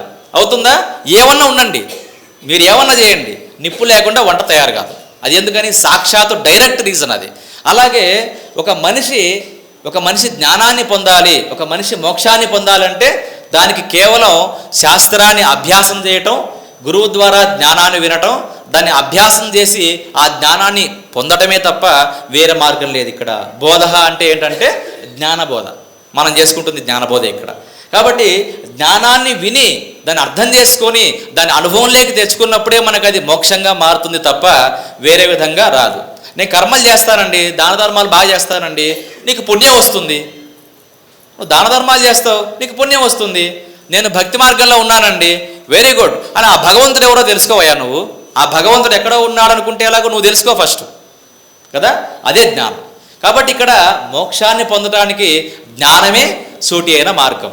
కానీ మోక్షం అంటే మళ్ళీ మర్చిపోకూడదు, ఇక్కడ రెండూ కానటువంటిది, ఏకమైనటువంటిది. మోక్షం పొందితే ఏమవుతుందండి? ఆనంద స్వరూపంగా ఉంటావు నువ్వు కదా. ఎన్ని మాటలన్నా వినండి, ఆనందం కలిగించకపోతే మనకే లేచి వెళ్ళిపోదాం అనిపిస్తుంది. ఎవరన్నా మాట్లాడేటప్పుడు ఉపన్యాసం చెప్పేటప్పుడు కూడా అది చెప్పే ఉపన్యాసం మనకు ఆనందంగా లేదనుకోండి, వెళ్ళిపోదాం తొందరగా అనిపిస్తుంది. అది ఆనందంగా ఉందనుకోండి, ఇంకా ఇంట్రెస్టింగ్గా ఉందనుకోండి, ఇంకాసేపు కూర్చుందాం, ఇంకో పాయింట్ ఏమైనా చెప్తారేమో కొత్తగా, ఇంకా కొత్తగా ఏమైనా విషయం చెప్తారేమో అని మనకు ఎగ్జైట్మెంట్, ఒక లోపల ఒక క్యూరియాసిటీ పెరుగుతుంది అన్నమాట. కాబట్టి ఆనందం వచ్చే విషయాన్ని మనం ప్రేమిస్తాం కదా. మన సనాతన ధర్మంలో ఒక వాక్యాన్ని మనం రోజు వాడుతుంటాం. ఏంటి తెలుసా అండి? సర్వే జన సుఖినో భవంతు. మనం రోజు కూడా చెప్తాం కదా, సర్వే జన సుఖినో భవంతు అంటాం. అందరూ సుఖంగా ఉండాలి, నేను కూడా సుఖంగా ఉండాలని కోరుకుంటాం. ఎందుకండి? అందరూ దుఃఖంగా ఉండాలని కోరుకోవచ్చు కదా. అందరూ కూడా ఎప్పుడు ఏడుస్తూ దుఃఖంగా బాధపడుతూ ఉండాలని కోరుకోవచ్చు కదా. ఎందుకు సుఖంగా ఉండాలని కోరుకుంటున్నారు? అందరూ సుఖంగానే ఉండాలని ఎందుకు కోరుకుంటున్నారండి? దుఃఖంగా ఉండాలని కోరుకోవచ్చు కదా. ఎందుకు కోరుకోవట్లేదు చెప్పండి? చెప్పారు, మన స్వరూపం ఏమిటంటే ఆనంద స్వరూపం. కాబట్టి మీరు ఏ విషయమన్నా మాట్లాడండి కదా. మీకు చిన్న ఎగ్జాంపుల్ కూడా చెప్తానండి. ప్రతి విషయంలో ఎగ్జాంపుల్ చెప్పడం మా గురుగారు మాకు నేర్పించారు. మనం ఒక చోటికి ఎక్కడికైనా వెళ్ళామనుకోండి, ఒక పిక్నిక్కో, ఒక యాత్రకో, ఒక టెంపుల్కో, లేకపోతే ఒక వేరే ఫ్రెండ్ దగ్గరకో, లేకపోతే ఒక బంధువుల ఇంటికో, ఒక ఇంకో చోటికి ఎక్కడికో వెళ్ళామనుకోండి, ఆనందం కోసం వెళ్తామా, ఏడవడానికి వెళ్తామా కదా. రోజు జాబ్ చేసి విసిగొస్తుందండి, ఆ సిస్టమ్ ముందు కూర్చొని వేడెక్కిపోతుంది, కాస్త రిలాక్స్గా వీకెండ్లో అలాగా బయటికి వెళ్ళిపోదాం అంటాడు. ఎందుకని? ఇది దుఃఖంగా ఉంది కాబట్టి బయటికి వెళ్ళి సుఖాన్ని వెతుక్కుంటాం. ఏం కావాలి మనకు? సుఖం కావాలి. దుఃఖం కావాలన్నా దుఃఖం వద్దు. ఎందుకని? సుఖమే కావాలండి, దుఃఖం ఎందుకు వద్దండి కదా. దుఃఖం ఎందుకు వద్దు మనకు, సుఖమే ఎందుకు కావాలి? ఎందుకనంటే ప్రతి ఒక్క మనిషి యొక్క నిజస్వరూపము, ప్రతి మనిషే కాదండి, ప్రతి జీవి యొక్క నిజస్వరూపము కేవలం సచ్చిదానంద స్వరూపమే, బ్రహ్మానంద స్వరూపమే. మీరు ఏమన్నా చేయండి ఆనందం కోసమే చేస్తారు. ఏమన్నా చేయండి మీరు. ఒక అతను ఏం చేస్తాడు, ఒక 3 పెళ్ళిళ్ళు చేసుకుంటాడు. ఎందుకయ్యా 3 పెళ్ళిళ్ళు చేసుకున్నావు? నాకు ఆనందం కోసం చేసుకున్నానండి. ఇంకో ఆయన అంటాడు, నేను జీవితాంతం బ్రహ్మచారిగా ఉంటానండి, నాకు పెళ్ళి వద్దండి బాబు అంటాడు. ఎందుకయ్యా బ్రహ్మచారిగా ఉన్నావు? అబ్బాబ్బా ఈ కష్టం అండి సంసారం, ఏకాంతంగా ఉంటానండి అంటాడు. ఎగ్జాంపుల్ చెప్తున్నాను కదా. ఎందుకని? వీడి ఆనందం కోసం ఇలా ఉన్నాడు. ఇంకోటి ఏమంటాడు, ఒక పిల్లాడు చాలండి నాకు, నేను ఒక పిల్లాడిని పోషించుకుంటే అదే నాకు ఆనందం అండి అంటాడు. ఇంకొంతమంది ఏం చేస్తారు, 10 మంది పిల్లల్ని అంటారు. 10 మంది నేను పోషిస్తానండి, అంతమంది ఉంటే కానీ నాకు ఆనందం ఉండదండి అంటాడు. ఉన్నారా మీరు? చూడండి, సమాజంలో ఉంటారు అంటే వాళ్ళు. ఎందుకని అంటే వాడు ఆనందం కోసం ఏ పనైనా చేస్తాడు కదా. మీకు ఇంకో ఎగ్జాంపుల్ చెప్తా, ఇది కొంచెం కఠినమైన ఎగ్జాంపుల్. నా వేలుకి ఏదైనా గాయమైంది అనుకోండి కాసేపు, ఆ వేలు సెప్టిక్ అయింది అనుకోండి, అది తీవ్రంగా బాధ పెడుతుంది అనుకోండి, డాక్టర్ గారు ఒకటే మాట చెప్తారండి. ఏం చెప్తారండి? మీ వేలుని ఏం చేయాలండి? మీ వేలుని నరికేయాలండి. అదే ఆపరేషన్ అంటే ఏంటి? నరికేయటమే కదా, కోసేయటమే కదా. కోసేయాలండి. పర్లేదు సార్ కోసేసేయండి సార్, ఇమ్మీడియట్గా నాకు ఆపరేషన్ చేయండి సార్ అంటారు. అబ్బేబే నీ చెయ్యే కదా, చిన్నప్పటి నుంచి నీతో పాటే ఉంది ఏలు, ఎందుకని దాన్ని నరికేస్తున్నావయ్యా? ఎందుకు నరికేస్తున్నావు దాన్ని? నీకు దుఃఖాన్ని కలిగిస్తుంది కాబట్టి. నిజమే కదా, నాకు దుఃఖాన్ని కలిగిస్తుంది కాబట్టి నా వేలుని తీసేస్తున్నా. సుఖాన్ని కలిగిస్తే తీసేస్తావా? తీసేయం కదా. కాబట్టి ఇక్కడ ఏంటంటే ప్రతి ఒక్క జీవి యొక్క యథార్థ స్వరూపం ఏమిటంటే ఆనందం. ఈ మధ్య కాలేజీ పిల్లలు కొంతమంది నా దగ్గరికి వచ్చి ఇలాగే సరదాగా మాట్లాడుతుంటారు, అలా అందరితో మాట్లాడుతుంటాం. ఒక చిన్న అమ్మాయి వచ్చి ఇంటర్మీడియట్ ఫస్ట్ ఇయర్ చదువుతుందట. ఆ అమ్మాయి అన్నది, స్వామీజీ నాకు మ్యాథ్స్ అంటే పరమ బోర్ స్వామీజీ అన్నది. నీకు ఏమి ఇష్టం అమ్మ? నాకు తెలుగు సబ్జెక్ట్ అంటే చాలా ఇష్టం స్వామీజీ, తెలుగులో నేను అన్నీ కూడా కవిత్వాలు అన్నీ చదువుతుంటాను స్వామీజీ అని. మ్యాథ్స్ ఎందుకు ఇష్టం లేదమ్మా అనగా అర్థం కాదు స్వామీజీ, విన్నంతసేపు భయంకరంగా ఉంటుంది, బాధగా ఉంటుంది కాబట్టి ఇష్టం లేదు. అంటే నీకు బాధ కలిగించే విషయం నీకు ఇష్టం లేదు, అదే నీకు ఇంట్రెస్టింగ్గా ఆనందం కలిగిస్తే అది ఇష్టం. అంటే ఇండైరెక్ట్గా ఇండైరెక్ట్గా ఏం కాదు, డైరెక్ట్గా ప్రతి వ్యక్తి దేనికోసం ప్రయత్నం చేస్తున్నాడు, ఇంకా చెప్పాలంటే దేనికోసం పోరాటం చేస్తున్నాడు, పోరాటం దేనికోసం ఆరాటపడుతున్నాడు, ఆనందం కోసం కదా. అదే ఇందాక రమణమూర్తి గారు చెప్పారు, ఆనందం బ్రహ్మనో విద్వాన్, ఆ వాక్యం ఆయన వాడారు.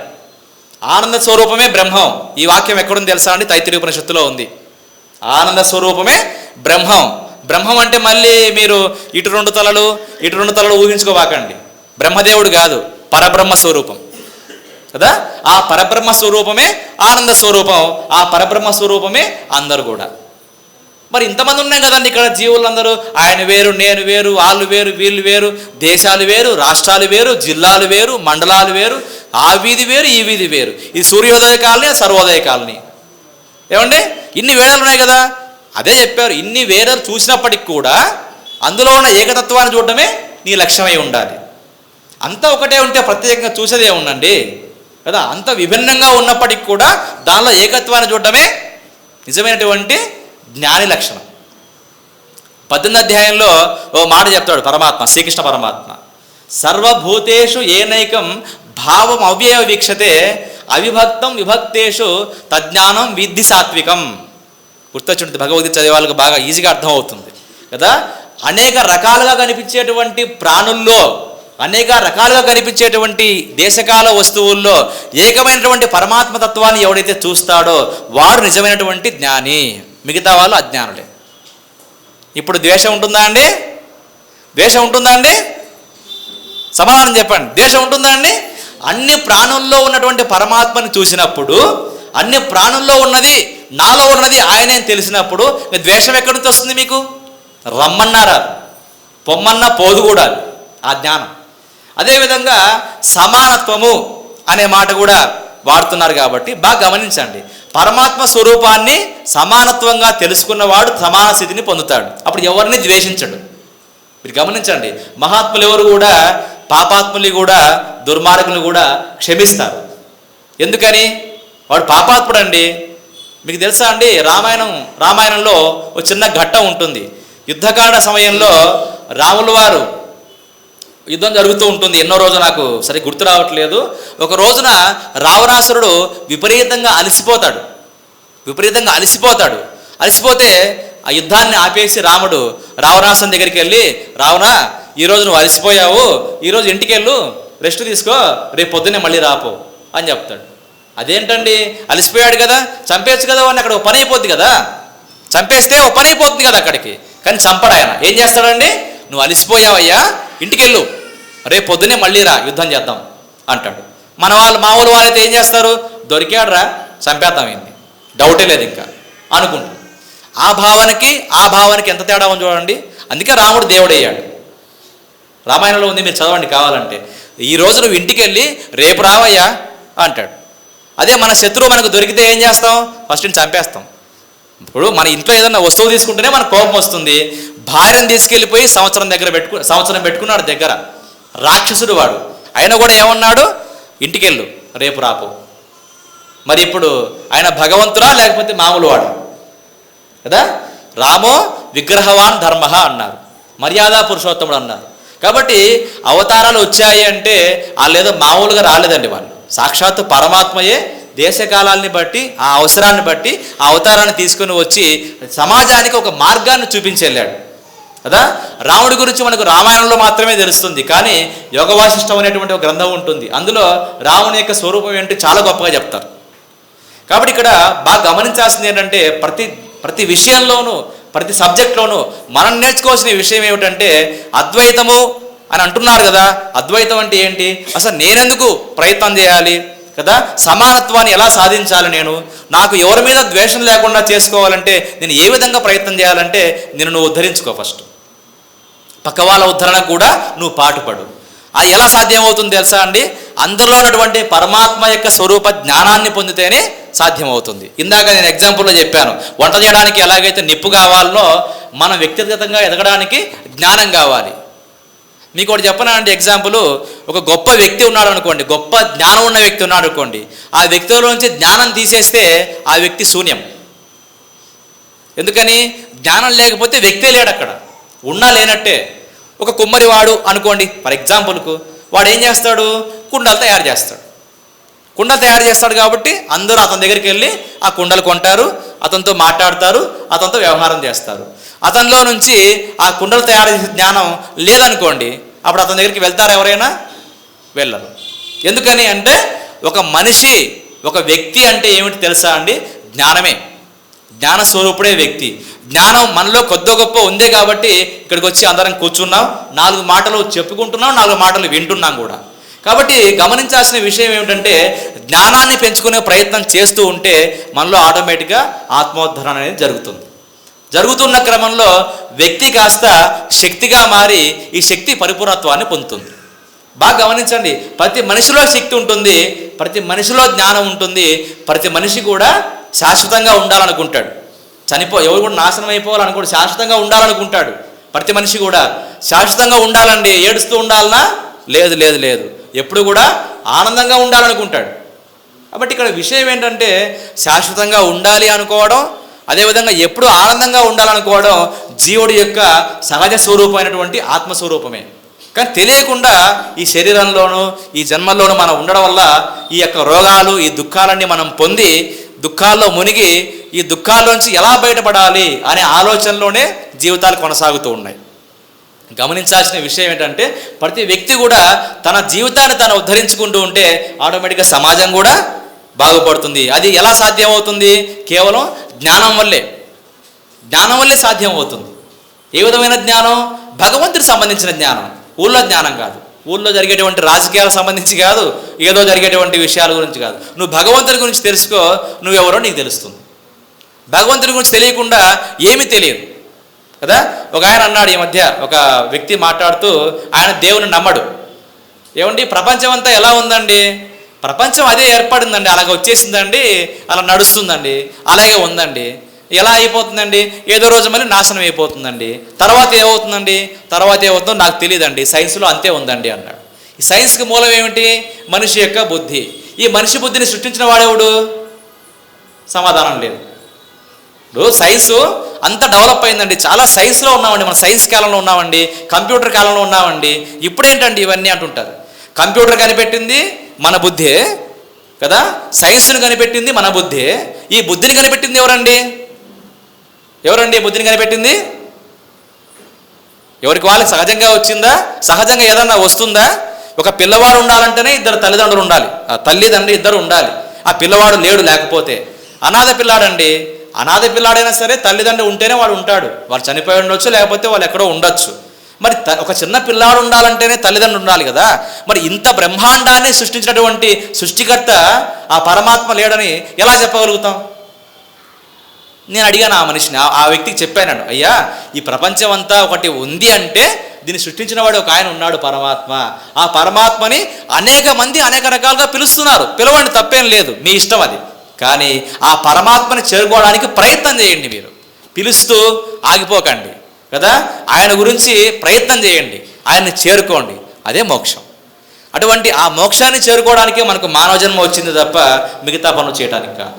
మోక్షం అంటే మళ్ళీ గుర్తుపెట్టుకోవాలి, ఆనందాన్ని పొందడమే, ఏం లేదు ఇక్కడ. అందరూ చాలామంది కుంభమేళ చాలామంది టీవీలలో చూస్తున్నారు.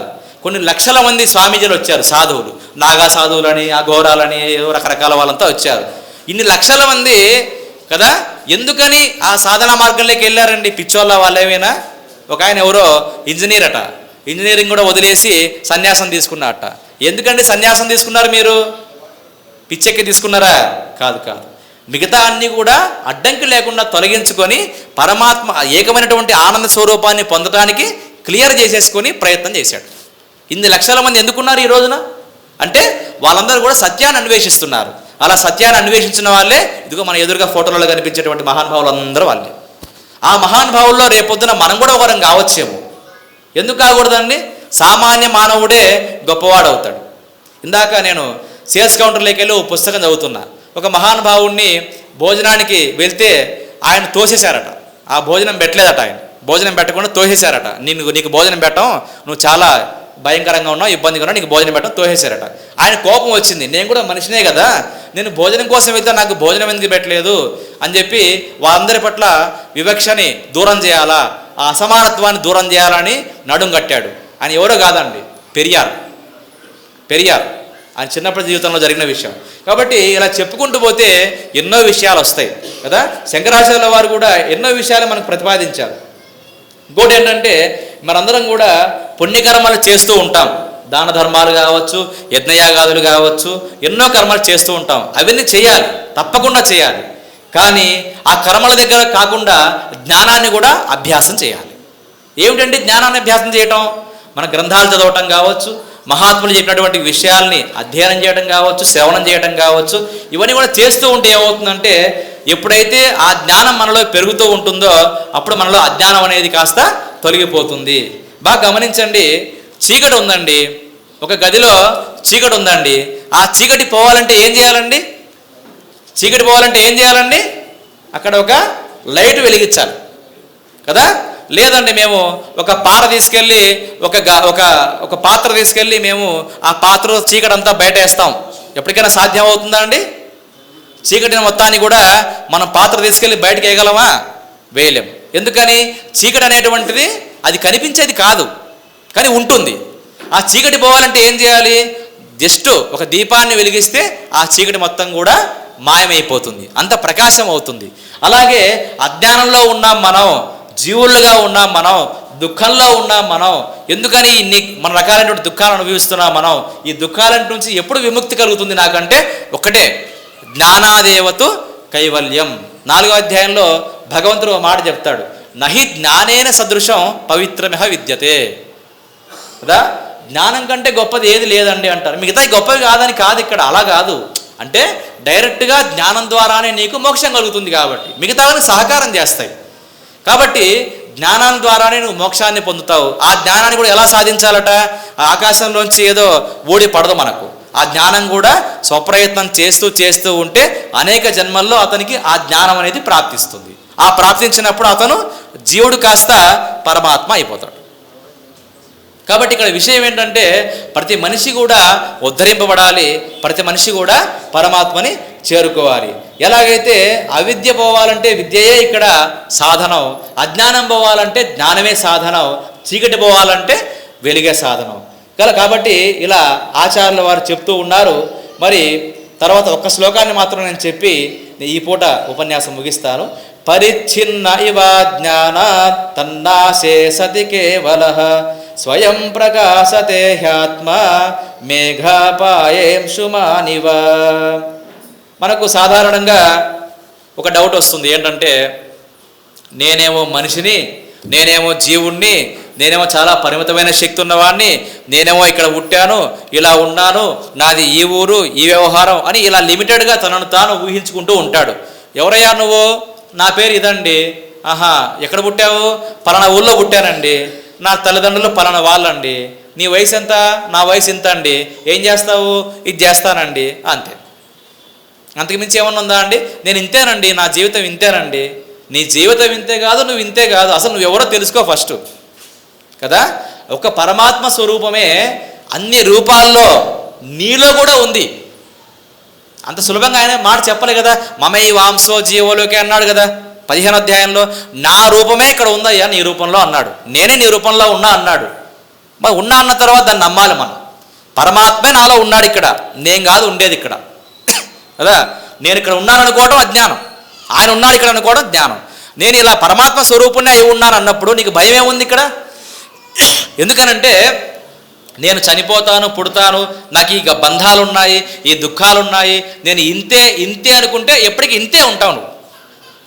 కాదు, నేను సాక్షాత్తు పరమాత్మ స్వరూపుణ్ణి, ఆయనకు సంబంధించిన వాడినే అని అభ్యాసం మొదలు పెడితే చివరికి పరమాత్మయే అవుతావు. దానికి శంకరాచార్య వారు ఎగ్జాంపుల్ చెప్తున్నారు.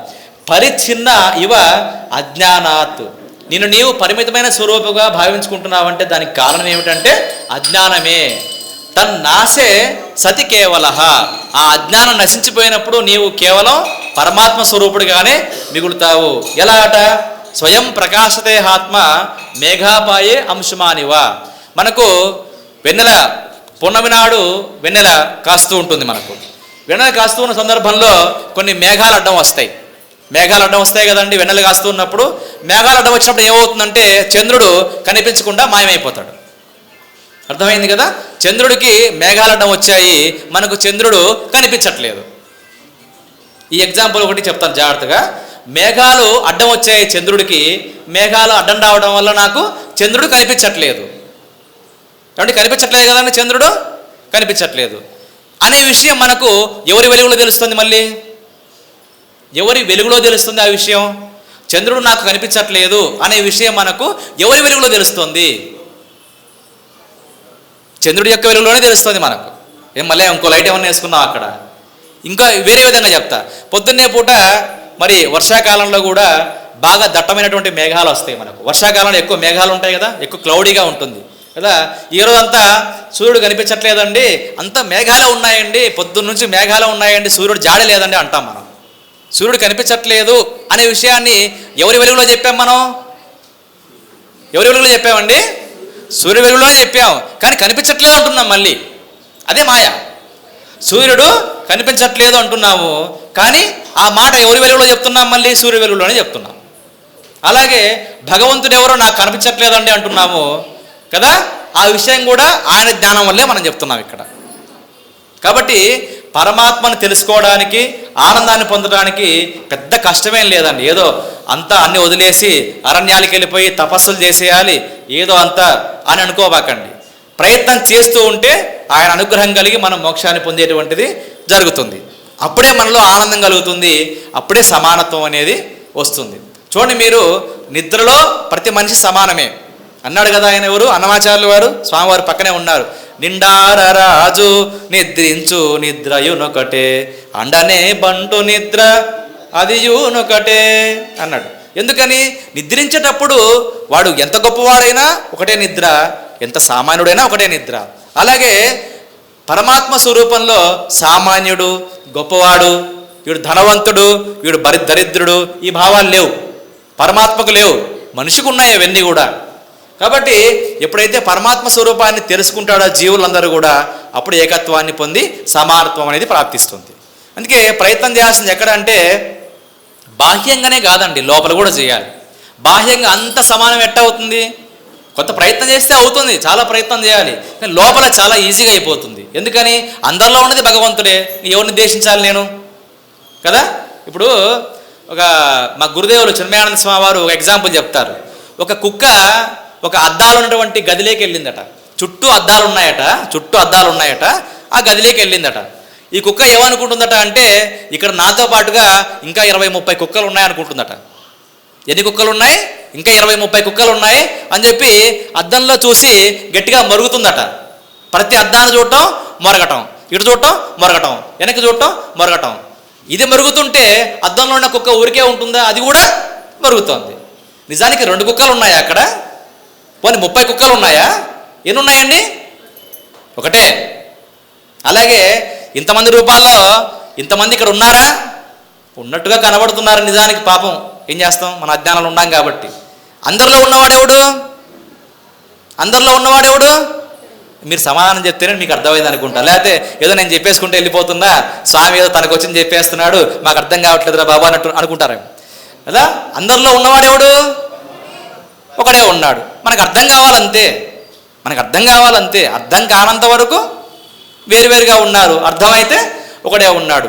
ఎందుకనంటే ఇదే సింపుల్గా వేదవాక్యాల్లో మనకు రమణమూర్తి సార్ చాలా చెప్పుకుంటారు. ఎందుకంటే ఆయన మంచి పండితుడు. ఆయన చాలా, మేము కొద్ది కాలంలోనే మాకు పరిచయం అని కొద్ది కాలంలోనే చాలా గొప్పగా నాకు అర్థమైంది ఆయన గురించి. ఆయన ఓ మాట అన్నారు, సర్వం కల్విదం బ్రహ్మ. ఏమండి?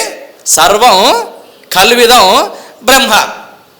తెలుగులో చెప్పుకుందాం, కొంతమందికి అర్థం కాదు కాబట్టి. ఇదంతా బ్రహ్మస్వరూపం ఒకటే ఉంది అన్నాడు. ఇదంతా ఏది? నీకు కనిపించేదంతా కూడా బ్రహ్మస్వరూపమే. బ్రహ్మం కంటే వేరుగా ఏదైనా ఉందా? లేదు.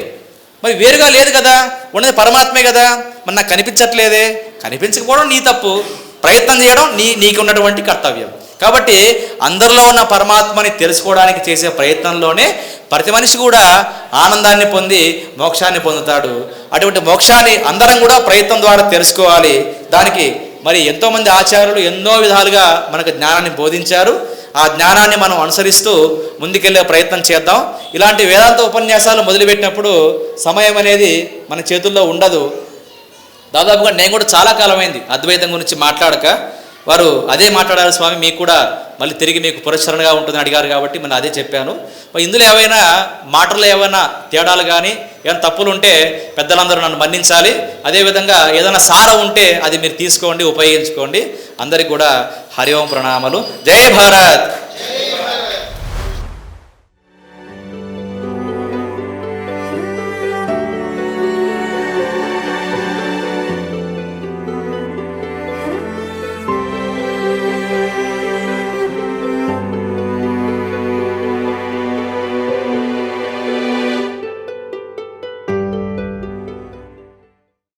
మీ ఆలోచనల్ని మరింత సంపద్వంతం చేయగల ఈ పుస్తకాల్ని మీరు చదివారా?